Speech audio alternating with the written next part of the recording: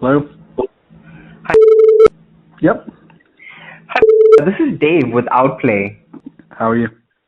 I'm doing great, Mike. How are you? Doing wonderful.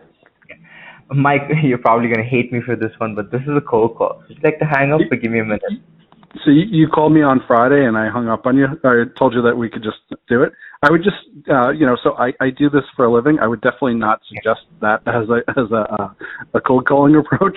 It just kind of gives people an out right away from the beginning. So like I would work on the pitch. But thank you. I'm not interested. Yeah. Okay. I'm sorry. I actually entered the wrong disposition on my tool, but could you give me some feedback on my pitch? I would love to know how I could do it differently. Yeah. I mean, basically, like, I just wouldn't start with, like, an out. Like, you don't want to give somebody an out from the beginning. So, like, and you don't want to say you're going to hate me for this because now I already hate you. So I know it's a joke. It's kind of funny, but at the same time, Yeah. like, I would never want to buy anything from you just based on that because it doesn't sound like you're interested in what you do. So I would definitely work on getting something, like, research me or find something out on me on LinkedIn or whatever, or whoever you're talking to and kind of do something personal like that. Or like lead with some compelling, thing about like, I can save you X amount of time or, what happens if something goes wrong or whatever. I don't know what your product is, but, think about something your product is, you're trying to sell and how you would pitch it to that person and kind of start with that. So. Actually, I was going to start off with the fact that I actually went through your LinkedIn and I saw that you're working at and so I was going to start off with that one, and that would have been a bit more interesting, I'm guessing. Yeah. No, something like how do you jungle, a part-time and a full-time position at two, somewhat startup companies, So how do you? So now I'm curious. How do you do that? Well, now I'm interested to talk to you. So now this is actually a good conversation. Right? I know, right? Yeah. So now you have me on the phone. So what I guess it did work. Call me a second time. So what are you selling? Yeah, actually, I actually wanted to understand how your team is prospecting today, and if you use any sales engagement tools right now.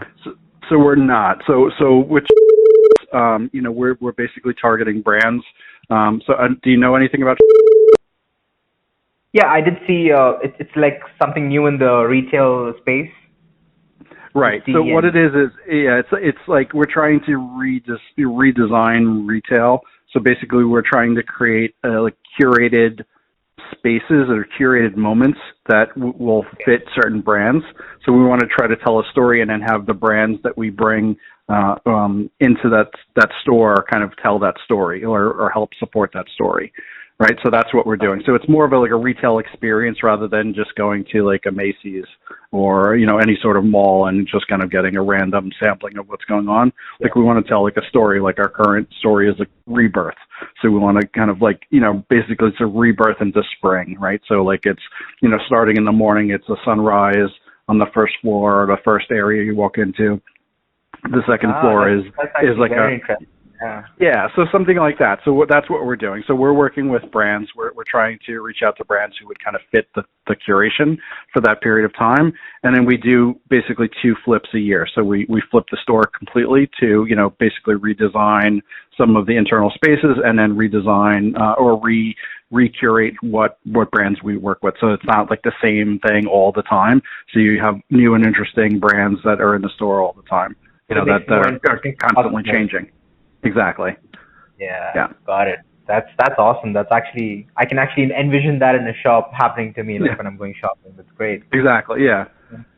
So that's kind of what we do, and then with energy ratings company. So it's basically if you ever bought a TV or something that has like a Energy Star rating, we're doing something similar to that, but like on a larger scale with like your hot water heaters, your air conditioning, things like that. So we're trying to make the world a bit greener.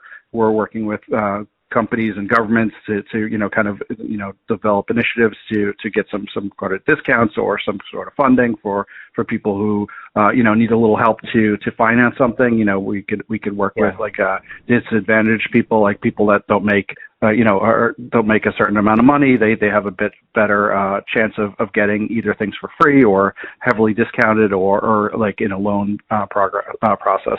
So things like that. We're trying to make it affordable for everybody to become green, so to speak. So so the world is a bit more a little less dependent on sustainably better. Exactly. Yeah. So I work part-time with, full-time with.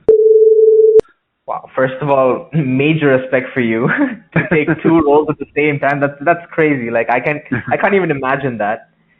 It's actually it's easier than it sounds. So I was actually looking for something a little bit more challenging. But yeah, the show fields is definitely more going on than Energy, but both fantastic companies. Wow, that's crazy. So how do you reach out to like the stores and everything when you have to implement it in the stores, right? So how do you reach out to the retail stores? What process do you have set up?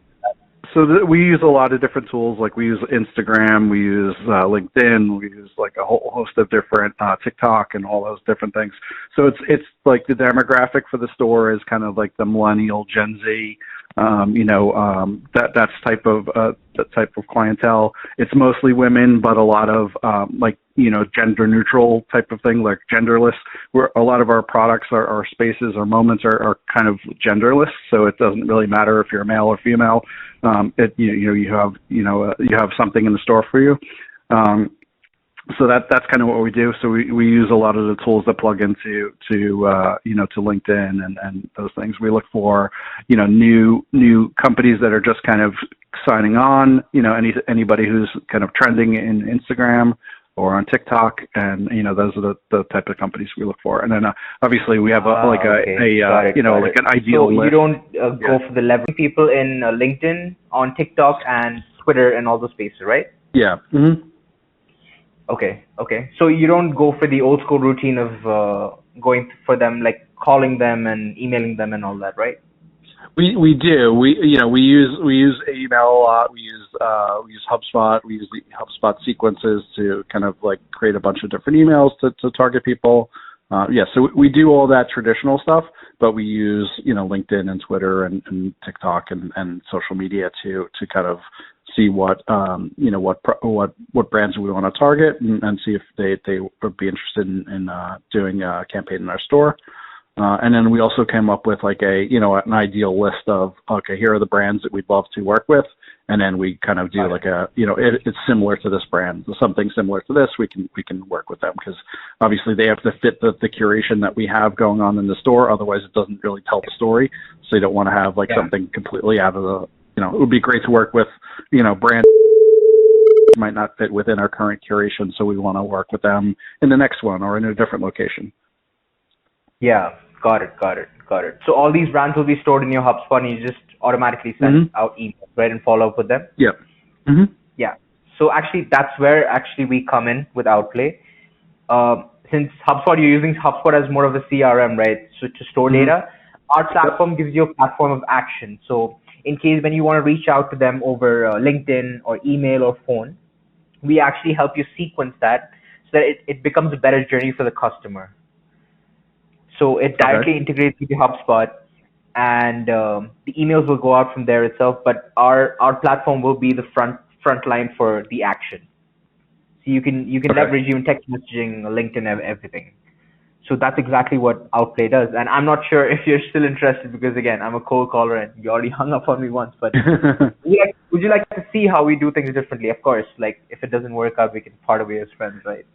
So I know HubSpot already uses sequences, so I'm not sure like what the advantage of using you would be over sequences in HubSpot. So what do you do that's different? Yeah.